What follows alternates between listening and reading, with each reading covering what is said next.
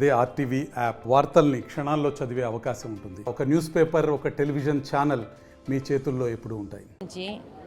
కడపలో కొన్ని ప్రాంతాలకి నీళ్ళ సప్లై కొంచెము కట్టైన వాస్తవము. దానికి కారణం ఏంటంటే ఇప్పుడు ఇక్కడ వాటర్గండి దగ్గర సోర్స్ దగ్గర ఉన్న పైప్ లైను ఇసుక పూడుకుపోయేసి పైప్ లైను డిటాచ్ అయిపోవడం వల్ల వాటర్ పంపు చేయలేక కొన్ని ప్రాంతాలకి వాటర్ రావడం లేదు. దాని మీద police bureau member Srinivas Reddy గారితో అలాగనే కార్పొరేషన్ సిబ్బంది కమిషనర్ గారితో వచ్చి ఇక్కడ రివ్యూ చేయడం జరిగింది. గత 10 సంవత్సరాల నుంచి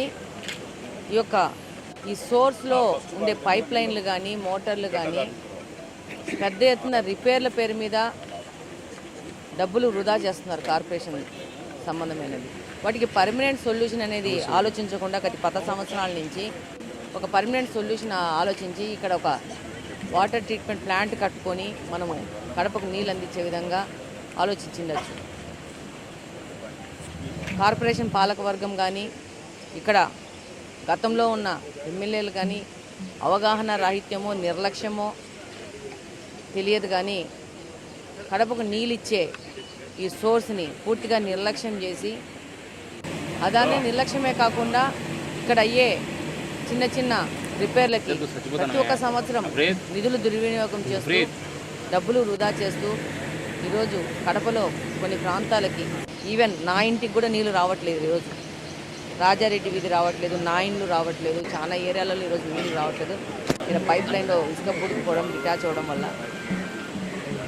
డెఫినెట్గా దీనికి ఒక పర్మనెంట్ సొల్యూషన్ ఆలోచించే విధంగా ఇక్కడికి రావడం జరిగింది. ఇక్కడి నుంచి కూడా కడపకు నీళ్ళు ఫ్యూచర్ అవసరాలకు అనుగుణంగా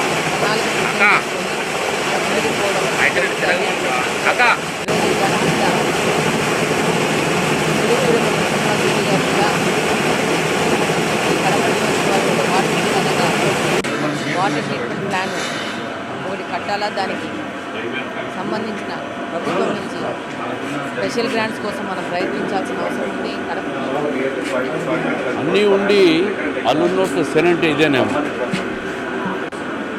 100 టీఎంసీలు పెన్నాలో నీళ్లు పోతున్నాయి కానీ కడప నగరానికి నీళ్లు ఇచ్చేదానికి అవకాశం లేకుండా చేసింది గత ప్రభుత్వం.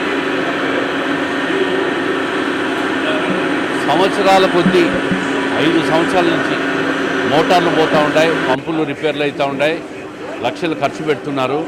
ఇప్పుడే అధికారులు చెప్తూ ఉంటారు నెలకు 8 లక్షల రూపాయలు రిపేర్లు ఖర్చు పెడుతున్నారు.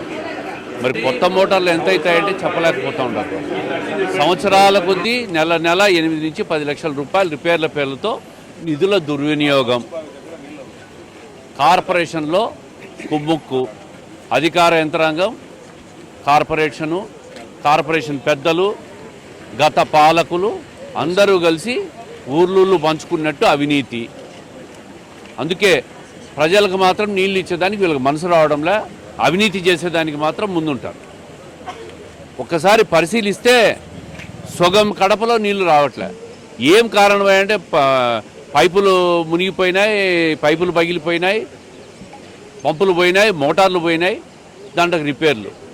పొద్దున్నే నిన్న ఆ విషయం తెలుస్తానే కమిషనర్ గారు ఎమ్మెల్యే గారితో మిగతా అధికారులందరం కూడా వచ్చి ప్రాంతాన్ని పరిశీలిస్తే అంతా అవినీతిమయమే. అందుకే కమిషనర్ గారికి చెప్పాము, ఇప్పుడే ఎమ్మెల్యే గారు చెప్పారు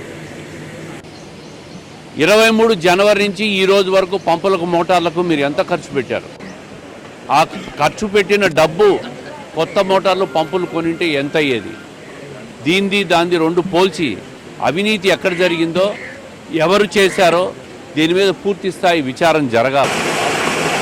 దీన్ని ఉపేక్షిస్తా పోతే క్యాన్సర్ మాదిరి తయారవుతుంది. ఈ కార్పొరేషన్లో 10 సంవత్సరాల నుంచి కూడా అవినీతిమయమైపోయింది కార్పొరేషన్. దీంట్లో డబ్బు అవినీతి చేసి సొమ్ము సంపాదించుకోవడం తప్ప ప్రజలకు ఏమైనా కనీస సదుపాయాలైన తాగునీరు అందిస్తామని ఏమాత్రం కూడా కొంత కూడా పరిజ్ఞానం కానీ లేదు, అవగాహన లేదు, దొబ్బి తింటూ ఉంటారు తప్ప. ప్రజలు ఈరోజు ఎవరిని తిట్టుకుంటున్నారు? నీళ్లు రాకపోతే వాళ్ళు చేసిన పాపాలకు ఎమ్మెల్యే బాధ్యుల, రాష్ట్ర ప్రభుత్వం బాధ్యత.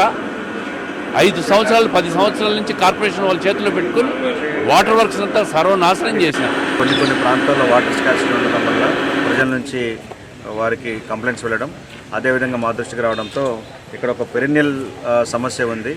అంటే ఇక్కడ మనకి కడప నగరంలో WTP కానీ వాటర్ ట్రీట్మెంట్ ప్లాంట్ కానీ లేదా సమ్మర్ స్టోరేజ్ ట్యాంక్ కానీ లాంటివి లేకపోవడం వలన మనం తాత్కాలిక వనరులపైన ఆధారపడుతూ ఉన్నాం.